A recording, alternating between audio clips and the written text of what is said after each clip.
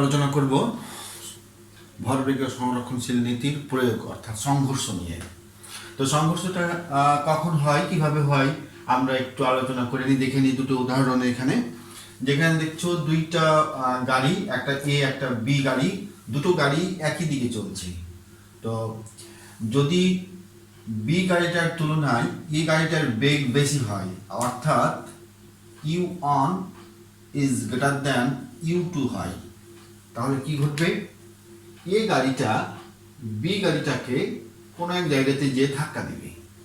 তাহলে এখানে সামনে গিয়ে কোথাও যে ধাক্কা খেবে, ধাক্কা খাওয়ার পর দুটি ঘটনা ঘটতে পারে। গাড়ি দুইটি সেপারেটভাবে চলতে পারে অথবা যুগ্ম অবস্থায় চলতে পারে। যদি সেপারেটভাবে চলে তাহলে আমরা ভরবেগের যে সংরক্ষণ সূত্র আছে সেই সূত্র অনুযায়ী আমরা এটা পাই যে প্রথম দুটার ভরবেগ ইজ ইকুয়াল টু সংঘর্ষের পর গাড়ি দুটির ভরবেগের সমষ্টি। এই দুটার ভরবেগের সমষ্টি ইজ ইকুয়াল টু সংঘর্ষের পর এই গাড়ি দুটার ভরবেগের সমষ্টি পাই। নেক্সট, যদি এমন ঘটনা ঘটে যে সংঘর্ষ হওয়ার পর যদি তারা একসাথে চলা শুরু করে, দেখো এখানে গাড়ি দুটি একসাথে চলা শুরু করেছে, যদি একসাথে যুগ্ম অবস্থায় চলে তাহলে আমরা এই যে দেখো কি ঘটবে, যেহেতু একসাথে চলতে শুরু করেছে তাহলে V1 এবং V2 এই গাড়ির বেগ এবং বি গাড়ির বেগ একই হবে, অর্থাৎ V হবে। দুটো গাড়ির বেগ আমরা সেম ধরে নিলাম V, তাহলে এখানে যদি V1 আর V2 সেম হয় তাহলে ইকুয়েশনটা এরকম হয়ে যায়। তাহলে হয় m1 u1 plus m2 u2 is equal to m1 plus m2 into v। তাহলে এই সূত্রটা আমরা প্রয়োগ করব। তাহলে যুগ্ম অবস্থায় যদি চলতে শুরু করে তাহলে এই সূত্র, যদি সেপারেট অবস্থায় চলতে শুরু করে তাহলে মেন সূত্র। আচ্ছা, আবার আরেকটা ঘটনা দেখো যে গাড়ি দুটি যদি বিপরীত দিক থেকে এসে সংঘর্ষ হয়, এই গাড়িটা দিকে চলছে আর বি গাড়িটা দিকে চলছে, খেয়াল করো দুই দিক থেকে এসে এখানে সংঘর্ষ হয়েছে। যদি দুই দিক থেকে এসে সংঘর্ষ হয় তাহলে কি ঘটতে পারে? এখানে খেয়াল রাখতে হবে যে সংঘর্ষ হওয়ার পর গাড়ি দুটি যুগ্ম অবস্থায় চলতে শুরু করতে পারে অথবা যে কোনো একদিকে চলতে শুরু করতে পারে। তো যুগ্ম অবস্থায় চললে কোন দিকে চলবে? দেখো যে যুগ্ম অবস্থায় হলে যদি প্রথমটার এ বস্তুটার ভরবেগ বেশি হয়, অর্থাৎ P1 এ বস্তুর ভরবেগ এ গাড়িটার ভরবেগ যদি বেশি হয় তাহলে যুগ্ম অবস্থায় এদিকে চলবে।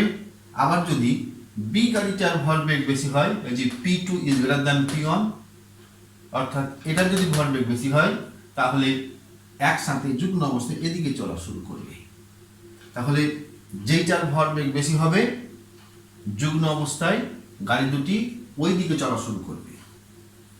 এখন যদি এমন ঘটনা ঘটে যে সেপারেট ভাবে যদি চলতে শুরু করে ধাক্কা খাওয়ার পর, উল্টো দিক থেকে আসার পর যদি এটার ভরবেগ বেশি হয় তাহলে ধাক্কার পরে গাড়ি দুটি ওই দিকে চলা শুরু করবে।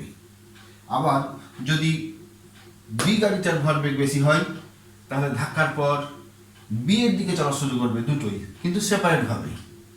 তাহলে আমরা এখান থেকে দেখতে পাচ্ছি কি, উল্টো দিক থেকে বিপরীত দিক থেকে যদি দুইটি গাড়ি এসে ধাক্কা খায় তাহলে গাড়িগুলো কোন দিকে চলা শুরু করবে? না, তো যে গাড়িটার ভরবেগ বেশি থাকবে সেইটার দিকে গাড়িগুলো চলা শুরু করবে। এতে যুগ্ম অবস্থায় হতে পারে আবার সেপারেট ভাবেও হতে পারে।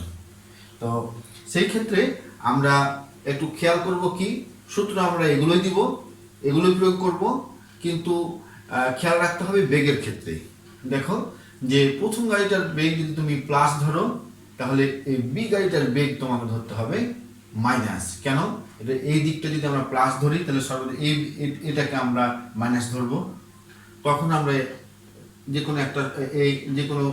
এই সমীকরণটা আমরা বসছে এটাই আমরা সলিউশন করতে পারি। আবার সেপারেটভাবে চললে এটা সূত্র হয়। তাহলে সেই ক্ষেত্রে একই রকম, যে ধরে নাম এই গাড়িটার দিকটাকে আমরা পজিটিভ ধরেছি, তাহলে E1 এর মানটা হবে পজিটিভ আর এটা U2 এর মানটা হবে নেগেটিভ। আবার যদি এখন কোনটা কোন দিকে চলছে সেটার উপর নির্ভর করবে। সেপারেটভাবে যদি এমন হয় যে এইটার ভরবেগ যদি প্রথমটার ভরবেগ বেশি হয় তাহলে গাড়ি দুটো এদিকে চলবে, এই দিকটা আমরা পজিটিভ ধরবো। আবার যদি বি এর গাড়ির ভরবেগ যদি বেশি হয় তাহলে আমরা ওইদিকে অর্থাৎ এদিকে চলবে, তখন অ্যান্সারটা আমরা মাইনাস পাবো। তো এই হচ্ছে, এইভাবে যদি তোমরা প্রয়োগ করো তাহলে এর যে ম্যাথমেটিক্যাল টার্ম সেগুলো তুমি সহজেই সলভ করতে পারবা। তো এই খেয়াল রাখবা কি, বস্তুদ্বয় বিপরীত দিকে গতিশীল হলে একটির বেগ ধনাত্মক এবং অপরটির বেগ কি হবে, ঋণাত্মক হবে। এটা খেয়াল রাখবা, এটা এই উল্টো দিক থেকে আসলে। এবং যদি ধাক্কা খাওয়ার পরেও উল্টো দিকে চলে তবুও খেয়াল করবা যে কোনটা V1 এবং V2 কোনটা কিরকম হচ্ছে। হ্যাঁ, তো এইটাই হচ্ছে, আমরা এরপরে এর একটা গাণিতিক রূপ দেখো।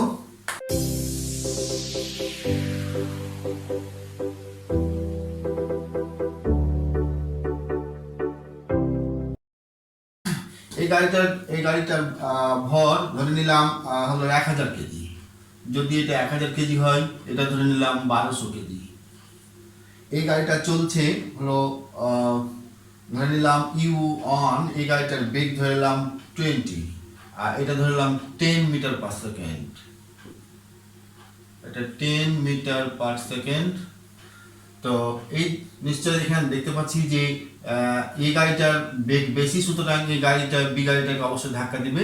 ধাক্কা দেওয়ার পর যদি এমনভাবে চলে, সেপারেটভাবে যদি চলা শুরু করে, তাহলে আমরা দেখবো যে একটা বস্তুর বা একটা গাড়ির বেগ অবশ্যই দেওয়া থাকবে। তো ধরে নিলাম যে এই গাড়িটার বেগ আগে ছিল 20, পরে ধাক্কার পরে হয়ে গেল 10 মিটার পার সেকেন্ড। আগে ছিল 20, হয়ে গেল 10। আচ্ছা, আবার বি গাড়িটার বেগ তাহলে কত হবে, এই গাড়িটার বেগ হট। তাহলে দেখো এইটার ভর হলো ধরেছি 1000, আর এইটার বেগ 20 বসাবো, এইটার ভর বসাবো হলো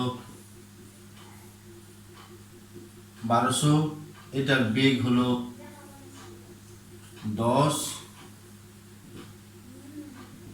আর এটা তো আমরা ওখানে বসিয়েছি 100 কেজি, 1000 কেজি, এটা হলো 1200 কেজি। আর এর বেগ যদি 10 হয়, 10 হয়, তাহলে এর বেগটা কত হবে? যদি তুমি এটা ক্যালকুলেশন করো, সবগুলো মান যদি ক্যালকুলেট করো, তাহলে নিশ্চয় V2 এর মান, ওখানে বলেছে কি দ্বিতীয় গাড়িটার বেগ কত, তাহলে এই তাহলে V2টা কত হবে ক্যালকুলেশন করলে, নিশ্চয়ই ক্যালকুলেশন করলে এটা যদি আমরা ক্যালকুলেশন করি তাহলে চলে আসবে, এটার মান চলে আসবে তোমার 18.33। তোমরা এটা খাতাতে ক্যালকুলেশন করবা, ক্যালকুলেশন করে দেখবা চলে আসবে এটা। তাহলে এই অঙ্কটা এভাবে করবা। আবার যদি এমন হয় যে যুগ্ম অবস্থা যদি চলে, একসাথে যদি চলা শুরু করে, তাহলে ভি এর মানটা কত আসবে? আবার একই রকম করে মানগুলো বসাবা, ক্যালকুলেট করবা, ভি এর মান চলে আসবে তোমার 14.54 এত মিটার পার সেকেন্ড। ঠিক আছে, তোমরা এটা ক্যালকুলেশন করে দেখবা। আবার যদি এই রকম হয়, এটা এই গাড়িটা এদিকে চলে এবং বি গাড়ি যদি উল্টো দিকে চলে, তাহলে এখানে শুধু তোমরা কি করবা যে এই সবগুলো ঠিকঠাক থাকবে, শুধু এই গাড়িটার বেগ U1 এর মান এই 20 ঠিকই থাকবে, এবং U2 বেগের এই গাড়িটার বেগ আসবে -10 মিটার পার সেকেন্ড। এটা খেয়াল রাখবা, তাহলে বাদ বাকিগুলো সেম। তো এইটুকুই। এখন তোমরা এরকম যে অঙ্কগুলো আছে তোমরা করবা, করে আমাকে দেখাতে পারো, বাড়িতে প্র্যাকটিস করো, দ্যাটস ওকে। এখানে একটা গাড়ি এঁকেছি এবং এই গাড়িটা ভর হচ্ছে 5000 কেজি ভর, একটা স্থির গাড়ি। এই গাড়িটার 80 মিটার দূরে আরেকটি গাছ আছে রাস্তার উপর, রাস্তার পাশে আরেকটি গাছ আছে। এখন গাড়িটা এখান থেকে ইঞ্জিন স্টার্ট দিবে এবং এই গাছের পাশ দিয়ে চলবে। তাহলে এই 5000 কেজি ভরের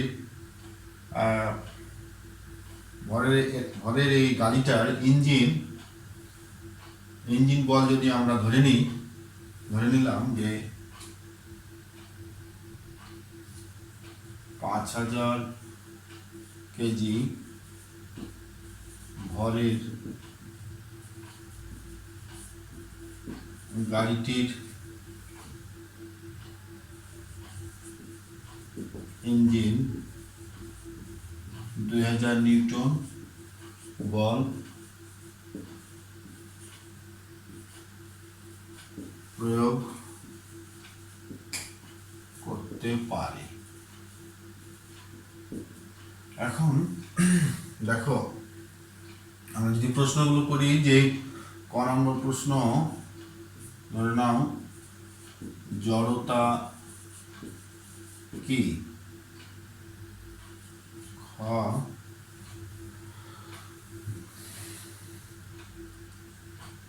গাছ থেকে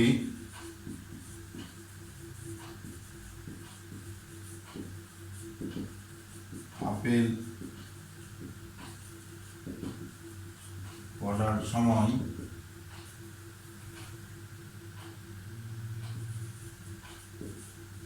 পৃথিবী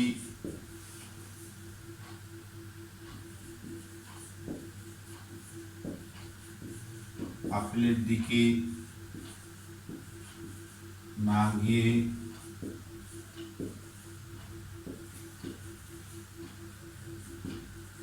আপেল কেন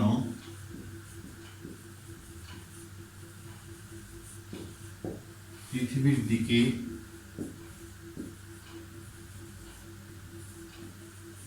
ছুটে আসে?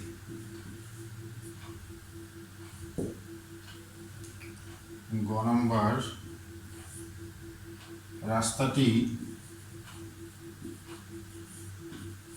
মসৃণ হলে বা ঘর্ষণ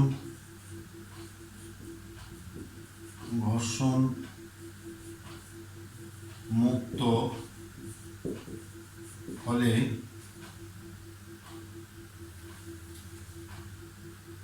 আশি মিটার দূরের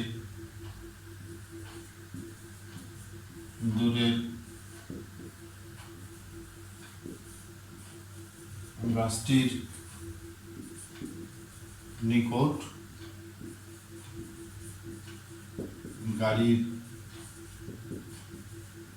ভরবেগ কত হবে? ঘ নাম্বার হতে পারে যে রাস্তাটি যদি, ওটা দিয়েছি আমরা ঘর্ষণ মুক্ত হলে, এবার যদি এই রাস্তাটি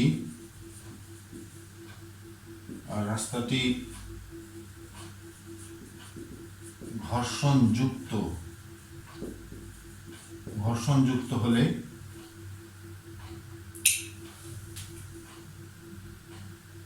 গাড়িটি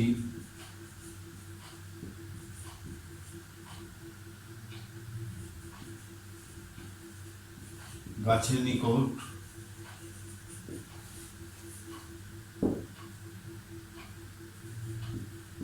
25 সেকেন্ডে পৌঁছায়।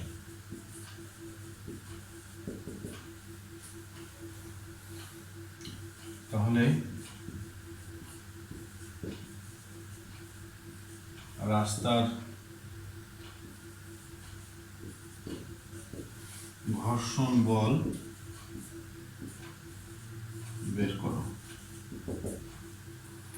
তাহলে তোমরা এই প্রশ্নটির আনসারগুলো বের করো।